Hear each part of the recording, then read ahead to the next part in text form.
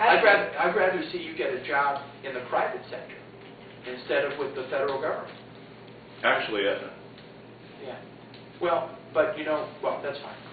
no. But that's, If I guess I just said you to want to add, go ahead. Yeah. No, it's okay. How do you think the federal government should handle illegal immigration? I think we should start by enforcing our existing laws, which we don't do. I think our government looks the other way on enforcement, and we have an underground economy that undermines people who are legitimate actors in our economy. I mean, I talked to a number of small contractors, for example, who are very, very frustrated that they get underbid by competitors who are able to underbid them on jobs precisely because they have an illegal workforce.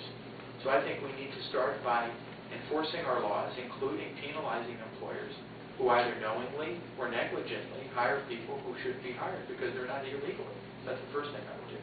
Second thing I would do is make sure that we're properly invested in border security and that we're engaging in border security in every way that makes sense in order to protect and secure our borders. So those are two of the things that I would do. What role do you believe the federal government should play in education? Very little, if any. I don't believe that it's a power that the federal government has under the Constitution, and frankly, functionally, I think it's something that's handled much more effectively at the state and local level. What's your stance on congressional term limits? I'm a firm supporter of them. I've said that I would limit myself to 4 terms in the House of Representatives, and I've said that I would fight for legislation, both constitutional and statutory, to impose term limits on the entire Congress. What constitutes an appropriate earmark request?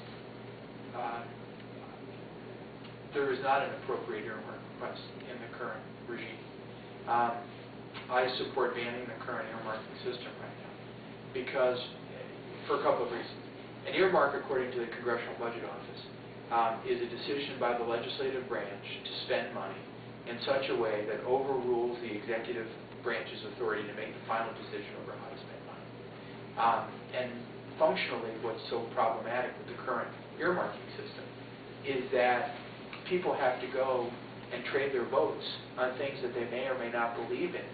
And there are examples throughout the Congress on that, on both sides of the aisle, frankly, in order to bring pork back home to the district. I think that to the extent that a member of Congress is trying to bring resources home, it ought to be through existing competitive processes where you make the case based on an existing program, based on the merit of the claim that you're making, and not because you had to trade a vote or go to some appropriator in the back of the House of Representatives to sell your soul to bring pork back home for your district. So I don't think there is an appropriate earmark.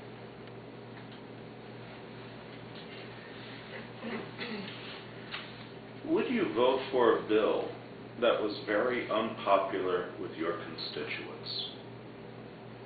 To case-by-case determination, Tim. If it went to an issue of core conviction, I thought it was absolutely the right thing to do. I would spend a lot of time talking to people about why I think it's the right thing to do and hopefully changing opinion.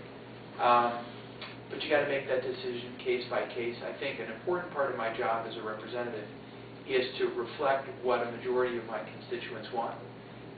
But it has to be balanced against the fact that there are times when, based on what you know, you're convinced something is the right thing to do. And I think there are times when you have to stick by your guns, even if it means that you lose an election as a result of that. But in general, I would try very hard to reflect the will of my constituents. I think I will have gotten elected in the first place. See, I view an election as a way of communicating honestly with the people you want to represent about what you believe in and what you want to do.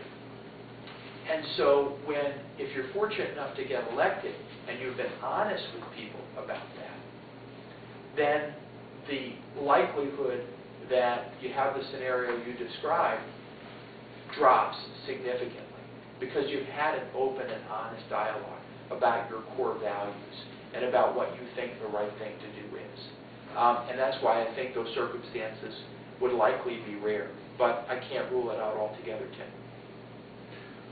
Well, that's very interesting, considering the fact that that's pretty much the attitude that Congress just had with respect to passing the health care legislation. So how do you balance that principle of your core convictions, which, as we just noticed, might be staggeringly unpopular, with the other thing we've seen in Congress of people governing according to the opinion polls? Well, I think you're mixing apples and oranges. I mean, I would have voted against the health care bill because it was a bad bill. I mean, and I tell people that.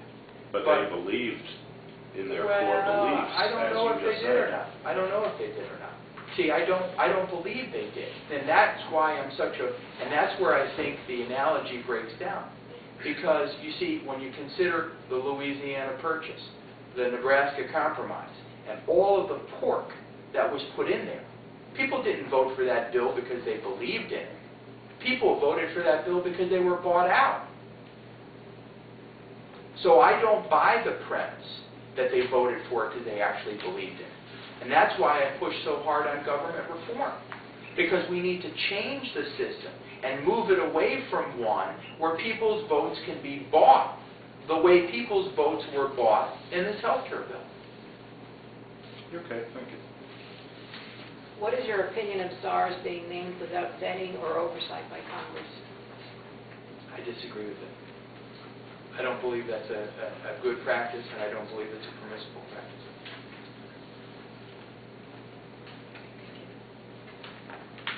Other than the free market capitalist system, what do you believe is the source of our nation's strength? Other than capitalism, well, our democratic form of government, and an informed and elected citizenry and individual freedom. I mean, it's really a combination. You know, we were set up as a system of government that maximized individual freedom, empowering individuals to be free, to pursue life, liberty, happiness, with a government that was limited in its ability to make it harder for us to do that. And I think that that's part of the genius of the American experience. And I think that form of government and then active democratic participation, small d, in that process, along with what you mentioned, is really part of the greatness of this country. And I think one of the things that scares me, and one of the reasons I call what we're all going through right now a movement, and it's a movement I'm so happy to be a part of, is that there's probably nothing more dangerous to the strength of our country than to have citizens who believe that the government isn't responsive to them and has disenfranchised them, because it doesn't matter what they say or what they think. And so having an engaged populace that wants to be engaged the way you are all engaged is exactly what was envisioned for our government and goes to the heart of what makes this country so great.